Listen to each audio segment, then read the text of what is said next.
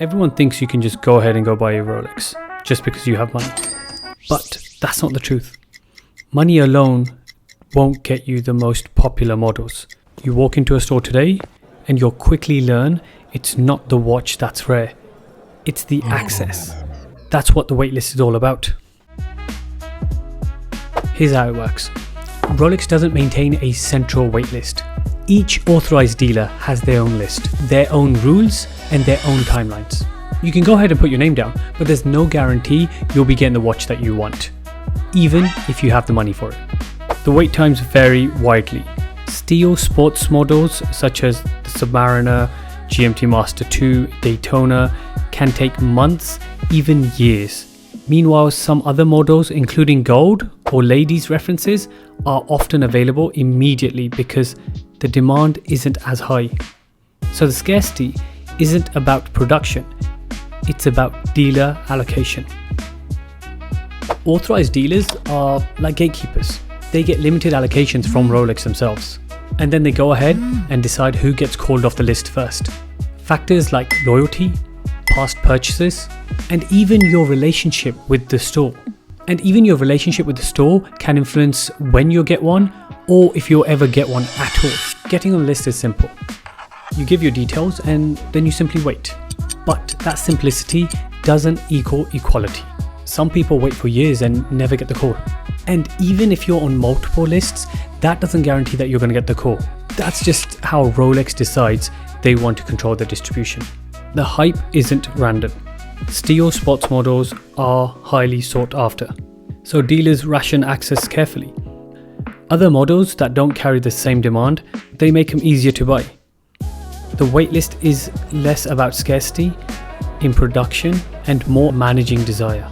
Because access isn't limited. The secondary market is what truly sets the price. And if you can't get that watch from an authorized dealer, a genuine collector will just have to turn to a secondary reseller. That's why steel sports Rolex models can trade over retail. The waiting unfortunately creates a controlled demand, and unfortunately people go ahead and pay premiums for that. But if you were to strip away all the rumors, most buyers try the same 3 things. First, you build a relationship with the authorized dealer. You show up, you're consistent, you're serious, not just chasing that one piece. Second, people demonstrate loyalty through past purchases. Not because you have to, but because that's how trust is usually measured in this system. And third, you wait. You stay polite, you check in, you don't burn bridges, ever. Here's the part people don't like to hear. None of this actually guarantees you the watch. The system is discretionary. The dealer ultimately decides who gets the watch. Your time, your purchase history, your patience, they certainly help, but they don't control the outcome. That's why you have to be clear about your own strategy.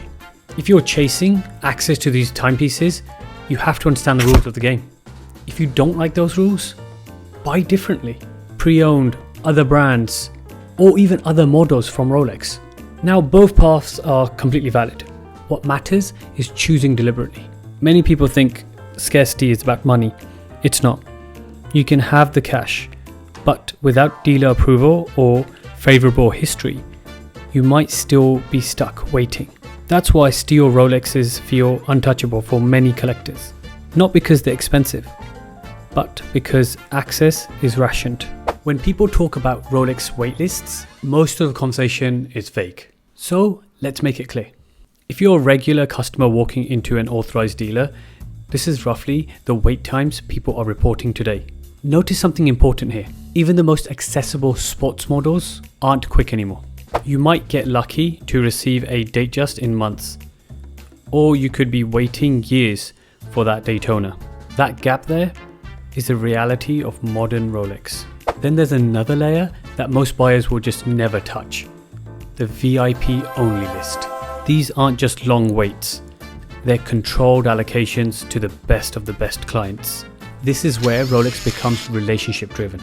These pieces don't just sit on lists you can politely join.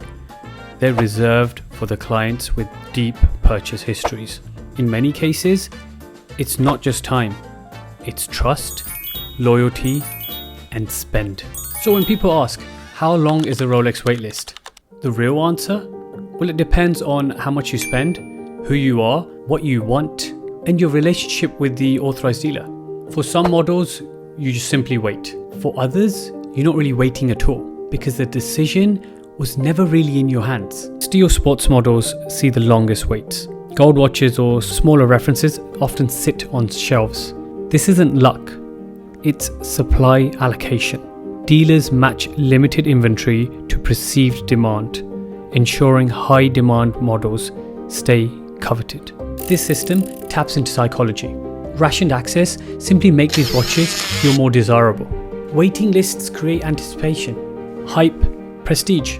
It's not scarcity of production, it's scarcity of permission. That in turn drives both demand for these watches and the market premiums resellers can go ahead and charge. If you're a fellow collector, here's the key. Understand the system. Don't assume money alone will help you get that watch that you truly want. Patience, loyalty, and strategic positioning with your AD will help. Go ahead and understand why certain models feel untouchable. It's the structure of the market, not the lack of watches. So here's my question of the day. If you could pick one Rolex that currently has a lot of hype and is very hard to get, would you join the waitlist and wait God knows how many years, or simply go ahead and pay the premium on the secondary market? Comment below, I really want to hear your strategy. And if you like today's content and would like similar content moving forward, please consider liking and subscribing as it truly does help the channel. And until next time, have a good one.